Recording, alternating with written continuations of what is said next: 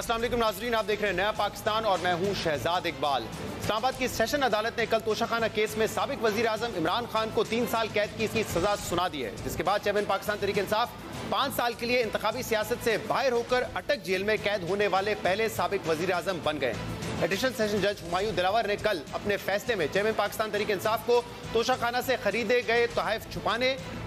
गलत डिक्लेरेशन देने और तहफ को दूसरों को मुंतकिल करने और बेचने से मुतालिक तफसीलात जाहिर न करने पर सजा सुनाई है। यानी सेशन अदालत ने अपने फैसले में चेयरमैन पाकिस्तान तहरीक इंसाफ को इस बात पर सजा नहीं सुनाई कि उन्होंने तोशाखाना से अरबों रुपए के तहफ इंतहाई कम कीमत पर खरीदे और दूसरों को बेच दिए। ना ही सजा इस बात पर सुनाई गई है कि चेयरमैन पाकिस्तान तहरीक इंसाफ ने जो तहफ खरीदे उनकी अदायगी चेक या पे ऑर्डर के बजाय कैश में की, और ना ही सजा तहफ पहले बेचने और फिर तोशाखाना में रकम जमा करवाने पे दी गई, बल्कि उन्हें सजा असासे छुपाने, गलत डिक्लेरेशन देने और तहफ की मुंतकिली की तफसीलात ना देने पर सुनाई गई है। अहम बात यह कि जहां एक तरफ इस फैसले में चेयरमैन पाकिस्तान तहरीक इंसाफ को बददियानत और झूठा करार दिया गया है, वहीं पाकिस्तान तहरीक इंसाफ का ये इल्जाम है कि इस केस में उन्हें फेयर ट्रायल का हक नहीं दिया गया। लेकिन दूसरी तरफ इस फैसले में इलेक्शन कमीशन में जमा कराए गए फॉर्म बी में डिक्लेरेशन का जो मयार तय किया गया है, उस पर सवाल उठ रहा है कि क्या कोई अरकान पार्लियामेंट इस मयार पर पूरा उतर भी सकता है या नहीं, क्योंकि जज हुमायूं दिलावर ने अपने तफसीली फैसले में अरकान पार्लियामेंट के लिए यह बेंचमार्क सेट कर दिया है कि अरकान पार्लियामेंट पर यह लाजिम है कि उन्होंने तोशाखाना से जो तहफ लिए, जो तहफ दूसरों को मुंतकिल किए या फरोख्त किए, उसकी मुकम्मल तफसीलात फॉर्म बी में देना जरूरी है। इसलिए तोशाखाना केस का यह फैसला कई अरकान पार्लियामेंट के सियासी मुस्तकबिल का फैसला कर सकता है, और अगर आने वाले दिनों में दूसरों को भी इसी मयार पर जांचा गया तो मजीद सजाएं और नाअहलियां सामने आ सकती हैं। अब ये बात तो दुरुस्त है कि इमरान खान ने गोशवारों में असासे छुपाए और बाद में उनकी कानूनी टीम केस मेरिट पर लड़ने के बजाय ताखिरी हरबे आजमाती रही और चेयरमैन पाकिस्तान तहरीक इंसाफ वजीर आजम रहते हुए और ओहदे से फारिग होने के बाद भी सवालों से भागने की कोशिश करते रहे। मगर सवाल यह है कि जिस सख्त मेयार पर उन्हें सजा दी गई, क्या दीगर अरकान पार्लियामेंट पर भी यही मेयार लागू होगा, और अगर ऐसा होता है तो क्या वो ये टेस्ट पास कर सकेंगे या नहीं। कल हमने अपने प्रोग्राम में नून लीग के रहनुमा अता तारर से ये सवाल किया, तो देखें इसका उन्होंने क्या जवाब दिया। ये लिस्ट आप लोगों की हुकूमत के टाइम पे जारी हो चुकी है कि तोशाखाना में किस रहनुमा ने कितने तहफ लिए, पार्लियामेंटेरियंस भी हैं, दीगर लोग भी हैं। अगर वही स्क्रूटनी की जाए तो क्या आपको लगता है इन तमाम पार्लियामेंटेरियंस ने जो बड़े ओहदों पे रहे हैं उन्होंने ये डिटेल दी होंगी कि हमने कौन सा असासा लिया है, कोई असासा ट्रांसफर किया है? ये बहुत माइन्यूट डिटेल है, और अगर नहीं होंगी तो जिस तरह इमरान खान को सजा हुई है किसी और को भी हो जाएगी। फिर अब आपने अगर डिक्लेयर नहीं किए, किसी और ने नहीं किए होंगे, उस पर भी ये कानून लागू होगा, उसके लिए भी लागू होगा। ठीक है, अता तारर कह रहे थे कि अगर किसी और ने भी मिस डिक्लेरेशन की है या मुकम्मल तफसीलात जमा नहीं करवाई तो ये कानून उस पर भी ऐसे ही लागू होगा। मगर हकीकत यह है कि अगर दूसरों पर भी यही पैमाना लागू किया गया तो कई अरकान पार्लियामेंट मुश्किल में पड़ सकते हैं और नाअहल हो सकते हैं। आज इस हवाले से रोजनामा डॉन ने अपने इदारे में लिखा है कि नवाज शरीफ का सियासी सफर तनख्वाह ना लेने पर खत्म किया गया, जबकि इमरान खान का सियासी सफर तोशाखाना के तहफ मुनासिब तरीके से जाहिर ना करने पर खत्म किया जा रहा है, जबकि दोनों केसों में जो सजाएं दी गई वो जुर्म से कहीं ज्यादा सख्त हैं। इदारे के मुताबिक ये बात दुरुस्त है कि इमरान खान ने कवायद पर सख्ती से अमल ना करके गलती की, मगर ये भी हकीकत है कि अगर इस किस्म के सख्त स्क्रूटिनी से मजीद लोगों को गुजारा जाए जिन्होंने सरकारी हैसियत में तहफ लिए, तो उनमें से कुछ ही इस आजमाइश पर पूरा उतर सकेंगे। डॉन ने अपने इदारे में अहम सवाल उठाए हैं, इसलिए नजर डालते हैं कि सेशन अदालत ने अपने फैसले में तोशाखाना तहफ से मुतल्लिक क्या असूल तय किए हैं। इस फैसले में लिखा है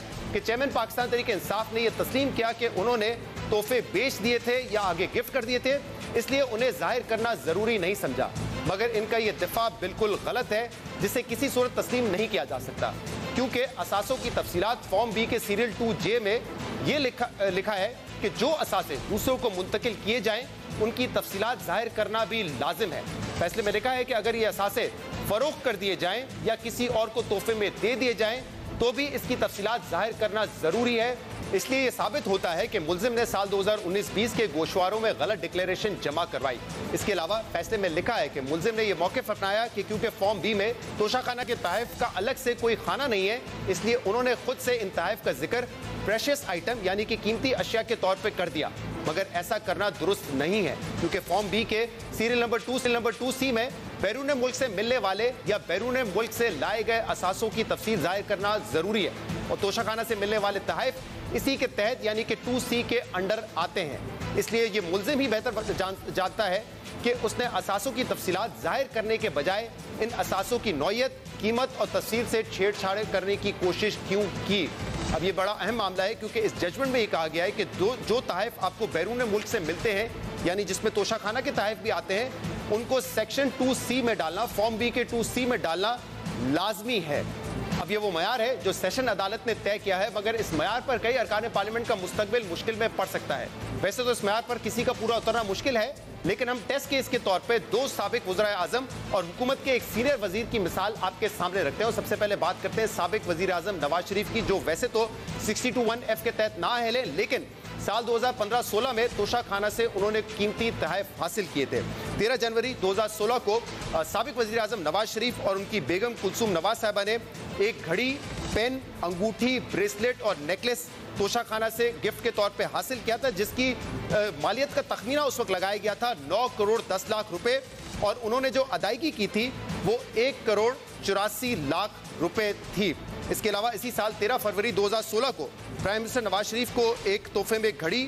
पेन, गोल्ड रिंग और कफलिंग्स दिए गए जो कि गोल्ड और डायमंड के थे, और उसकी जो मालियत का तखमीना लगाया गया था वो 1 करोड़ 60 लाख रुपए था, और जो इसकी अदायगी की गई थी नवाज शरीफ साहब की तरफ से वो 32 लाख रुपए थे, यानी कि तकरीबन 20% जो है वो इसकी अदायगी की गई थी। अब ये अहम तहफ़ हैं, इसके अलावा भी बहुत सारे तोहफे हैं लेकिन उनकी मालियत कम है। हमने जो बड़े तहफ़ हैं वो सामने रखे आपके साल 2015-16 में। लेकिन अब अगर आप नवाज शरीफ साहब के फॉर्म बी पर नजर डालते हैं जो उन्होंने इलेक्शन कमीशन ऑफ पाकिस्तान में जमा करवाए थे, और ये असासे 30 जून 2016 तक के हैं, तो इसमें कहीं पर भी आपको इन तहफ़ की डिटेल नहीं नजर आएगी। किसी सेक्शन में भी उन्होंने इन तहफ़ को डिक्लेयर नहीं किया है जो उन्होंने हासिल किए और उस साल उनकी बेगम ने हासिल किए। इसमें सबसे अहम सेक्शन 2C है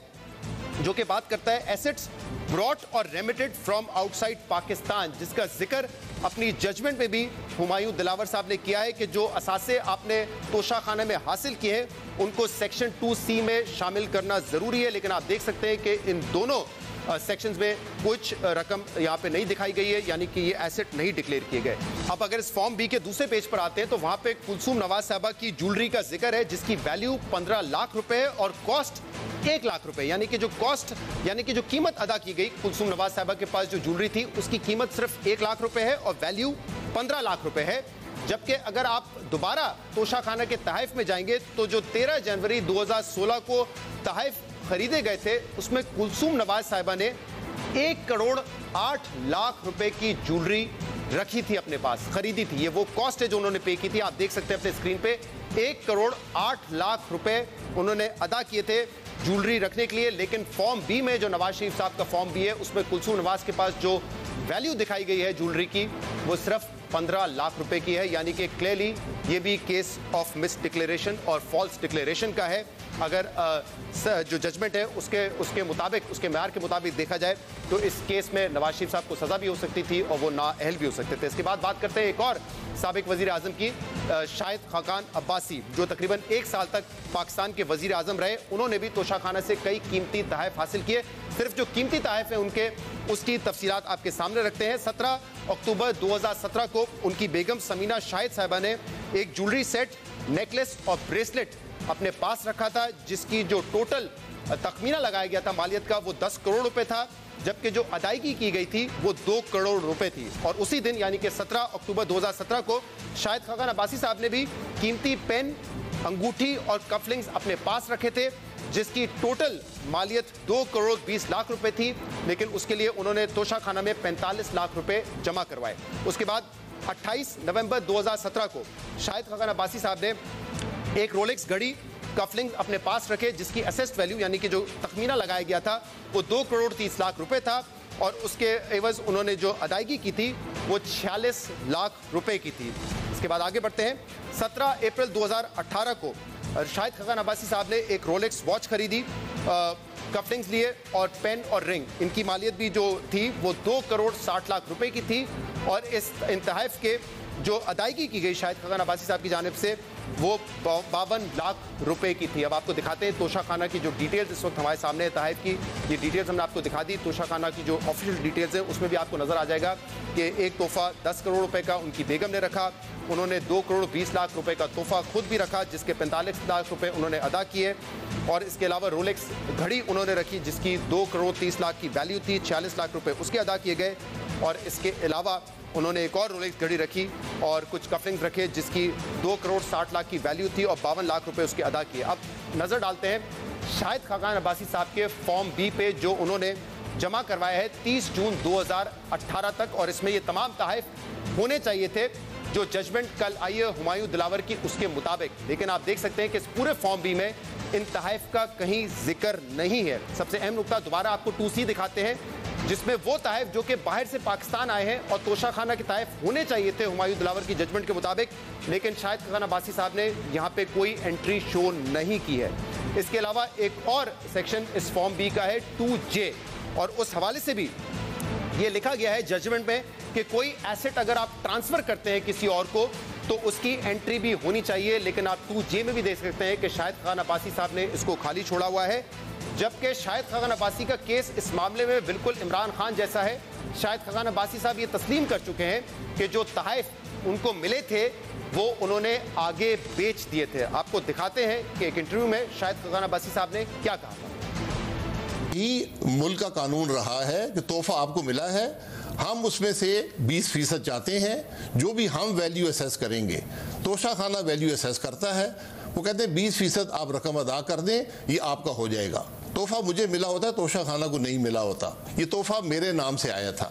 इसको अच्छी बात समझें बुरी बात समझें, इसमें कोई गैर कानूनी बात नहीं है। आपके जितने भी तोहफे हैं जो आपने लिए वो आपने डिक्लेयर किए? मेरे पास इन तोहफों में से कोई तोहफा नहीं है, मैंने सब आगे दे दिए। किसको दे दिए? मैं ना घड़ी पहनता हूँ ना जी। आपने भी बेच दिए? नहीं बेच नहीं दिए, मैंने दे दिए। मैंने जो भी कुछ अजीजों को दे दिए, कुछ दोस्तों को दे दिए जो ये चीजें पहनते हैं। मेरे पास कोई चीज आज इनमें से नहीं है। मगर आपने कोई भी एक तोहफा ऐसा नहीं है कि जो आपने बेचा हो जिसकी वजह से आपको असासों में डिक्लेयर करना पड़ता, क्योंकि इमरान खान साहब पर दूसरा इल्जाम आप लोगों का ये है कि बेचने नहीं होते, इन्होंने बेच दिए। नहीं देखें, बेच आप सकते हैं, ये आपकी मलकियत है, लेकिन अगर आप पहले बेच दें और बाद में उसको हासिल करें तो खराबी यहाँ से पैदा होती है। अब ये बड़ा अहम मामला है क्योंकि साबिक वज़ीर आज़म और आज भी MNA है शाहिद खाकान अब्बासी साहब, जब उनसे पूछा शाहजेब खानजादा साहब ने कि क्या तोशाखाना के तहफ़ जो आपने लिए वो आपने डिक्लेयर किए हैं, तो अब्बासी साहब का जवाब था वो तोहफे मेरे पास नहीं है, मैंने आगे गिफ्ट कर दिए। अब जो जजमेंट कल आई है हुमायूं दिलावर साहब की वो ये वाजे करती है कि अगर आपने तोहफा लिया हो और तोहफा किसी को बेच भी दिया हो तब भी वो डिक्लेयर करना ज़रूरी है, अदरवाइज वो मिस डिक्लेरेशन और झूठी डिक्लेरेशन के ज़ुमरे में आएगा। और आपको जो फॉर्म भी है उसके 2J में ये मेंशन करना है कि आपने कौन कौन से असासे ट्रांसफ़र किए हैं। लेकिन अब्बासी साहब का फॉर्म भी आपने देखा, वो क्लेम तो कर रहे हैं कि उन्होंने वो गिफ्ट आगे दे दिए थे, लेकिन जो ट्रांसफ़र का खाना है वो उन्होंने खाली छोड़ा हुआ है मिस डिक्लेरेशन का। यानी कि अगर कोई शख्स रेफरेंस लेके जाता है इलेक्शन कमिश्नर ऑफ पाकिस्तान में या कोई फौजदारी मुकदमा होता है तो शायद उसका नतीजा वही होगा, शायद खाकान अब्बासी साहब का नतीजा वही होगा जो इमरान खान के केस में हुआ है। इसके अलावा बात करते हैं ख्वाजा आसिफ साहब के हवाले से। साल 2017 में उन्होंने भी तोशाखाना से कुछ कीमती तहफ़ लिए। 17 अक्टूबर 2017 को शाहिद खाकान अब्बासी साहब ने एक घड़ी, कफलिंग्स और कीमती रिंग ख्वाजा आसिफ साहब ने हासिल की थी और उसकी जो टोटल असेस्ड वैल्यू थी वो 1 करोड़ 17 लाख रुपए थी, और जो अदायगी की थी ख्वाजा आसिफ साहब ने वो 23 लाख रुपए की थी। अब ये उन्होंने तोहफा हासिल किया, लेकिन जो फॉर्म भी जमा करवाया इलेक्शन कमिश्नर ऑफ पाकिस्तान में जहां पर ये उनको मेंशन करना चाहिए था, लेकिन आप देखें उनके फॉर्म बी में ये तमाम तफसीलात मौजूद नहीं है, उन्होंने कहीं पे भी ये तोहफे जाहिर नहीं किए। और जो 2C है एसेट ब्रॉट और रेमिटेड फ्रॉम आउटसाइड पाकिस्तान, यानी कि कोई तोहफा बाहर से लेकर आए, जो कि हुमायूं दिलावर साहब ने कहा है कि कोई भी तोहफा तोशाखाना का बाहर से आता है तो वो मेंशन करना ज़रूरी है। ख्वाजा आसिफ साहब ने वो शो नहीं किया है। यहाँ जो रकम शो की गई है तकरीबन 11 मिलियन की, 11.5 मिलियन की, ये वो रकम है जो उन्होंने कंसल्टेंसी से हासिल की है, लेकिन जो तोहफा हासिल किया तोशाखाना का उसको 2C में नहीं शो किया है। तो अगर इस फॉर्म बी को भी कल की जजमेंट के म्यार पर देखा जाए तो पूरा नहीं उतरती, यानी कि ख्वाजा आसिफ साहब भी के खिलाफ भी अगर कोई रेफरेंस जाता है या फौजदारी का मुकदमा होता है तो शायद उनके केस का नतीजा भी वही होगा जो कल साबिक वजीर आजम इमरान खान के केस का नतीजा हुआ है। लेकिन अब अहम सवाल है कि जो म्यार सेट किया गया है और जो स्क्रूटनी इमरान खान के असासों की गई है, उनके फॉर्म बी की गई है, क्या वो